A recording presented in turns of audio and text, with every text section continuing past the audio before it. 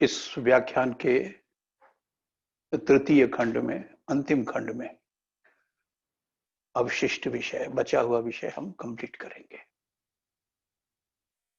Lecture 1 और lecture 2 और ये लास्ट ऑफ लेक्चर 3 आपको तीनों सीक्वेंस में पढ़ना चाहिए।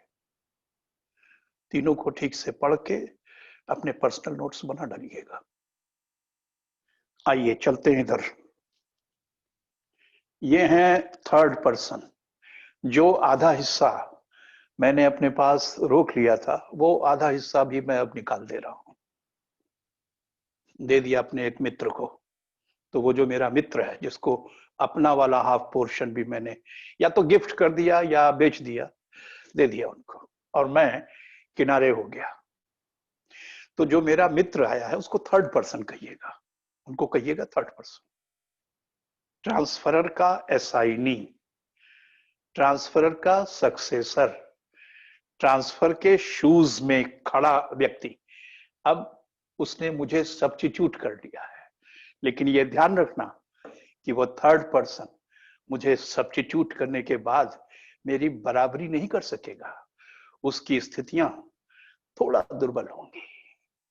यहां पर उस थर्ड पर्सन के राइट के संबंध में आप देखें, दिस पॉइंट नंबर 6 और दिस पॉइंट नंबर 7, 2 पॉइंट्स हैं थर्ड पर्सन के राइट के संबंध में, पॉइंट नंबर 6 और पॉइंट नंबर 7।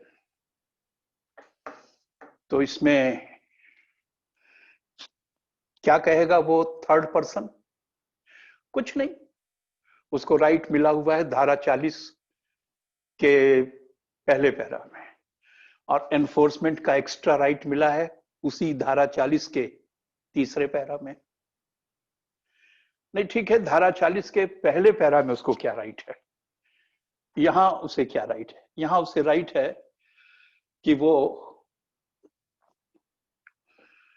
ट्रांसफरी को, उदाहरण में मैं आपको ट्रांसफरी मान के चल रहा हूं, मैं ट्रांसफरर हूं, आप ट्रांसफरी हैं। अब मेरी जगह पर मेरा फ्रेंड आ गया जिसको थर्ड पर्सन कहा जा रहा है, तो थर्ड पर्सन को भी तुम्हारे खिलाफ राइट होगा, लेकिन सकारात्मक डायरेक्शन एनफोर्स नहीं कर पाएगा। केवल निगेटिव डायरेक्शन, ऐसे प्रयोग न करना, ऐसे प्रयोग न करना जो नेगेटिव डायरेक्शंस है, उनको वो एनफोर्स कर सकेगा। पॉजिटिव डायरेक्शंस या पॉजिटिव कोवेनेंट्स वह एनफोर्स नहीं करा सकेगा, सिर्फ रोक सकेगा। ये नहीं कहेगा कि ऐसा करो ऐसा करो, केवल रिस्ट्रेन कर सकेगा, रोक सकेगा। नेगेटिव कोवेनेंट्स या नेगेटिव डायरेक्शंस एनफोर्स कर सकेगा, उसको ये राइट सेक्शन 40 के पैरा 1 सपठित सेक्शन 40 का पैरा 3 में एनफोर्समेंट का राइट है उसको। एनफोर्समेंट किसके विरुद्ध करेगा? आप ट्रांसफरी हैं, आप ट्रांसफरी हैं तो वो आपके विरुद्ध एनफोर्स करेगा। मैं भी आपके ही विरुद्ध एनफोर्स कर रहा था, और मेरी जगह मेरा मित्र आ गया है तो वो भी ट्रांसफरी के विरुद्ध ही एनफोर्स करेगा। मगर ये ध्यान रखिएगा कि वो ट्रांसफरी कौन है। जरा ये क्वेश्चन देखो, third person negative direction, positive direction नहीं, नेगेटिव कोवेनेंट को किसके विरुद्ध इन्फोर्स कर सकेगा? किसके विरुद्ध इन्फोर्स कर सकेगा? तो आप बताइएगा कि वह इन्फोर्स कर सकेगा इस ट्रांसफरी के खिलाफ। अगर ये ग्रेट्यूटस ट्रांसफरी है, इसने प्रतिफल नहीं चुकाया है, इज ए ग्रेट्यूटस ट्रांसफरी, मींस उसको गिफ्ट हुआ है। मैंने संपत्ति तुम्हें गिफ्ट किया था, मैंने आधी संपत्ति तुम्हें गिफ्ट किया था, तुम ग्रेट्यूटस ट्रांसफरी हो, तुमसे 1 रुपया नहीं लिया था, तुम ग्रेट्यूटस ट्रांसफरी हो।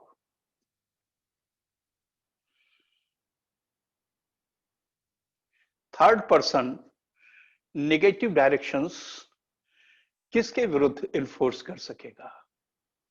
तो कहिएगा ऐसे ट्रांसफरी के विरुद्ध जिसने प्रतिफल नहीं चुकाया है, ग्रेट्यूटस ट्रांसफरी, अप्रतिफल अंतरिति के विरुद्ध।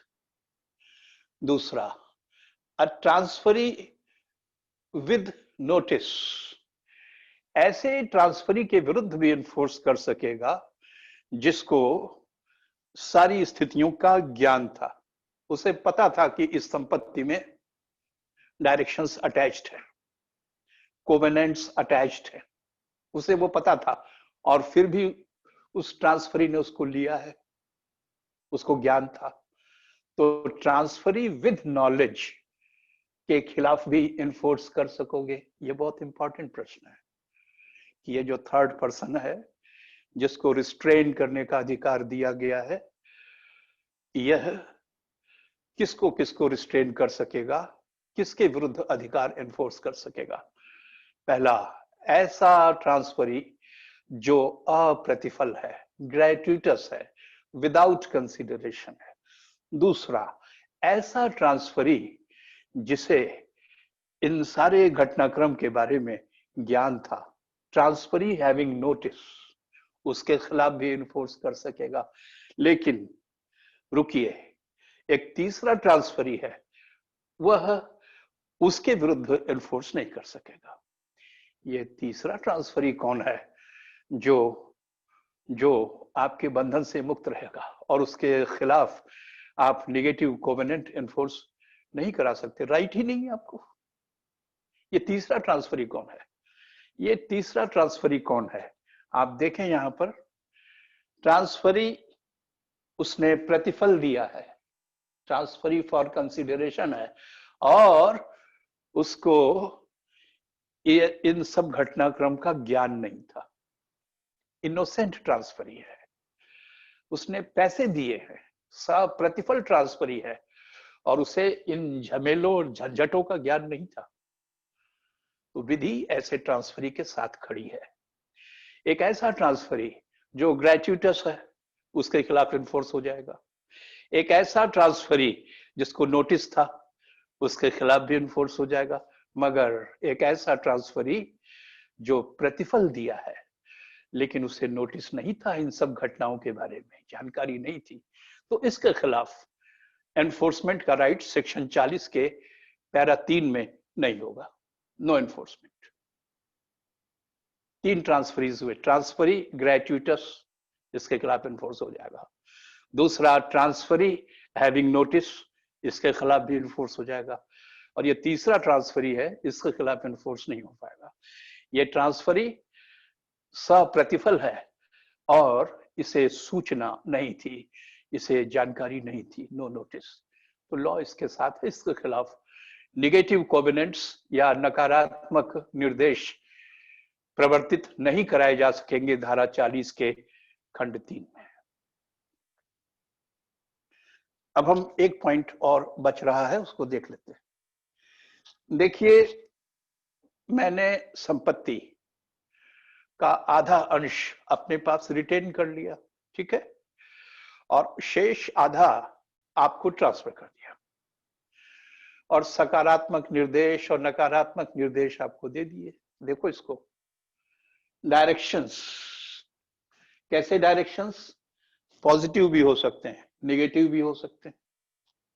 तो जो भी डायरेक्शंस हैं, पॉजिटिव हो या नेगेटिव, दोनों आपको मानना होगा। आपने महीने, 2 महीने, 3 महीने, 4 महीने निभाने की कोशिश की, निर्वाह करने की पूरी कोशिश की, लेकिन आपको ये लगा कि ये चल नहीं पाएगा। आप बहुत परेशान हो गए कि हर मामले में ये निर्देश सकारात्मक हो या नकारात्मक हो, पॉजिटिव कोवेनेंट हो या नेगेटिव कोवेनेंट हो, ये निर्बंधन बड़ा दुखी कर रहे हैं। मैं इस प्रॉपर्टी को बेच दूंगा, चला जाऊंगा छोड़ के इसको। तुमने ये फैसला किया कि तुम इसको नहीं रखोगे और तुमने इसे किसी को बेच दिया, तो तुम्हारी जगह पर एक नया ट्रांसफरी आ गया। मैंने आपको पिछले लेक्चर्स में बताया है, इसको सब्सिक्वेंट ट्रांसफरी कहते हैं, उत्तरवर्ती अंतरिती। आजिज आके, परेशान होके तुमने वो हाफ पार्ट किसी नए आदमी को बेच दिया। तो ये जो नया आदमी है जिसको तुमने बेचा या गिफ्ट किया, जो भी है, ये जो नया आदमी है, इसको विधि की भाषा में क्या कहेंगे? Subsequent transferee. अब मुझे ये बताइए कि सब्सिक्वेंट ट्रांसफरी की क्या पोजीशन होगी? सब्सिक्वेंट ट्रांसफरी की क्या पोजीशन होगी? आप तो निकल गए, उसको ट्रांसफर करके निकल गए, जो भी पैसा मिला लेके निकल गए। अब वहां पर एक नया आदमी आके बैठ गया है, जिसे हम सब्सिक्वेंट ट्रांसफरी कह रहे हैं। ये सब्सिक्वेंट ट्रांसफरी अपनी लीगल पोजीशन जानना चाहता है,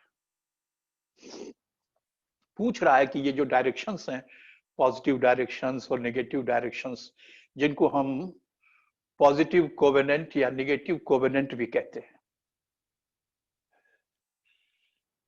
कह रहा है कि ये जो निर्बंधन है, ये जो शर्तें हैं, ये मुझ पर भी लागू होंगी? पूछ रहा है वो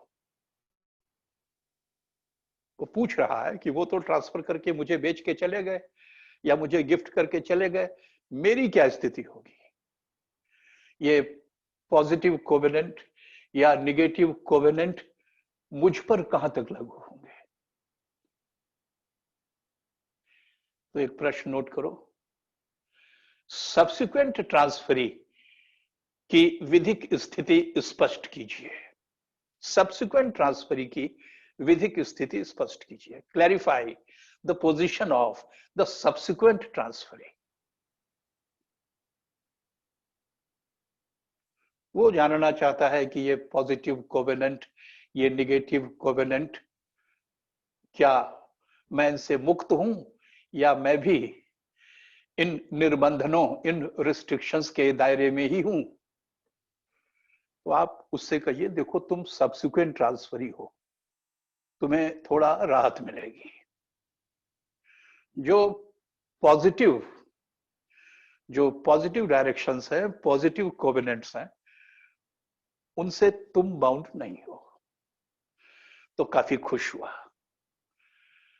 लेकिन आप उसे बताइएगा कि जो निगेटिव कोवेनेंट्स हैं, निगेटिव डायरेक्शंस हैं, वे आप पर बाइंडिंग बने रहेंगे, वो आप पर बाइंडिंग बना रहेगा। तो मतलब 50% इनको लाभ मिला और 50% ये प्रतिबंधों के दायरे में रहेंगे। So the directions as to manner of application, as to manner of enjoyment, shall be binding upon the subsequent transferee also, but only those covenants which are of negative character. उसमें जो सकारात्मक निर्बंधन है, सकारात्मक कोवेनेंट्स या restrictions हैं, वे उस पर binding नहीं होंगे।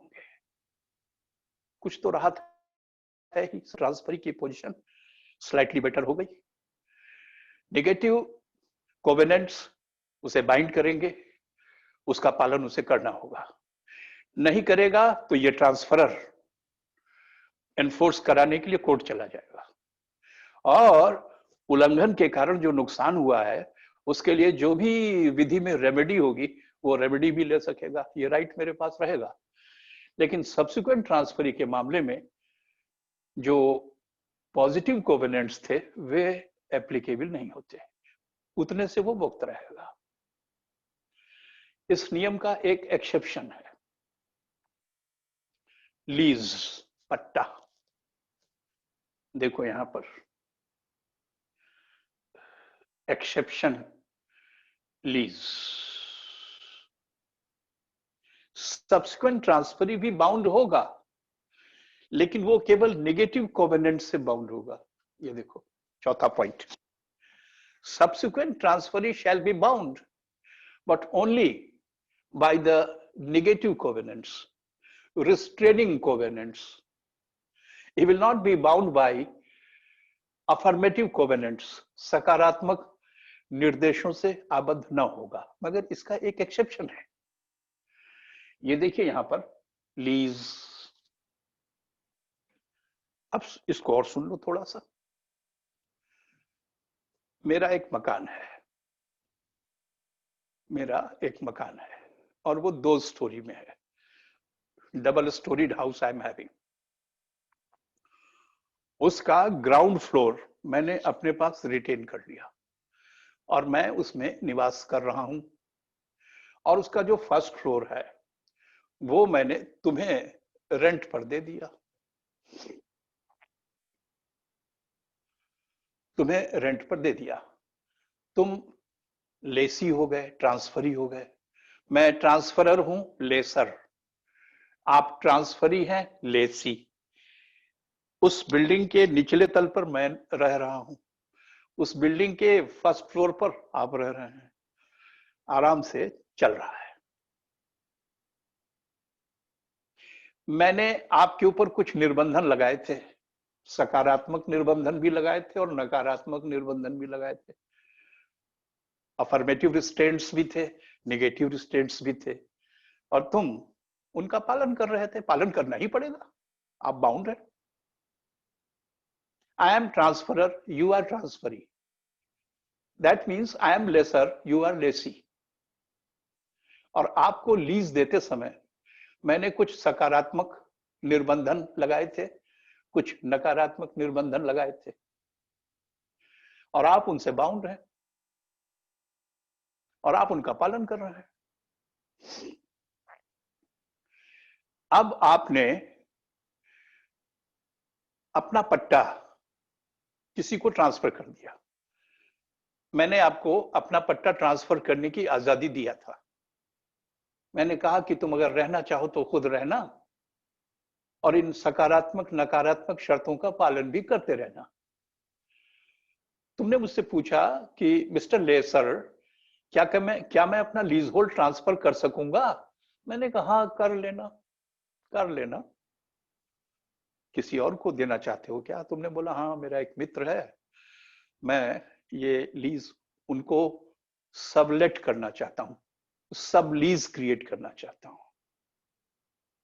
तुमने मुझसे पहले ही पूछ लिया था, तो मैंने कह दिया था कि ठीक है, 1 साल का पट्टा है और 8 महीने बीत गए हैं, 4 महीने बाकी है। तुम नहीं रहना चाहते, किसी और को सबलेट करना चाहते हो तो सबलेट कर लो।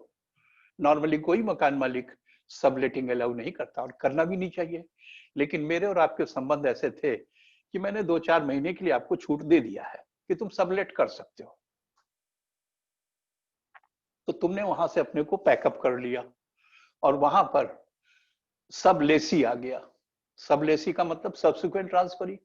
ये ट्रांसफरर है, तुम ट्रांसफरी हो, और तुमने जिसको ट्रांसफर किया वो सब्सिक्वेंट ट्रांसफरी है। आप तो सकारात्मक शर्तें भी मान रहे थे, नकारात्मक शर्तें भी मान रहे थे, दोनों मान रहे थे। अब वो तीसरा आदमी आया है, सब्सिक्वेंट ट्रांसफरी, उसकी क्या पोजीशन होगी? मैंने तुमसे कहा कि सब्सिक्वेंट ट्रांसफरी सकारात्मक शर्तों से बाउंड नहीं होता है, मगर नकारात्मक शर्तों से वो भी बाउंड होता है। पर ये तो मामला पट्टे का है, लीज का है। इसमें जो सब्सिक्वेंट ट्रांसफरी होगा वो सकारात्मक शर्तों से भी बाउंड होगा और नकारात्मक शर्तों से भी बाउंड होगा। ये सब्सिक्वेंट ट्रांसफरी लीज से जुड़ा हुआ सब्सिक्वेंट ट्रांसफरी है, तो इसके ऊपर 50-50 वाला नियम लागू नहीं होगा। Subsequent transferee is bound only by negative covenants. He is not bound by positive or affirmative covenants. But suppose this subsequent transferee relates to a lease. Oh, in case of lease, he will not have that facility. He will be bound by positive covenants as well as by negative covenants. ये subsequent transferee होते हुए भी दोनों शर्तों से bound होगा, क्योंकि ये मामला लीज का है और लीज एक एक्सेप्शन है। अब मैं सेक्शन 40 के दूसरे पैरा में आपको ले चल रहा हूं। ये देखिए, सेक्शन 40 का पहला पैरा, थर्ड पर्सन का राइट बता दिया है आपको, और सेक्शन 40 का ये पैरा 2।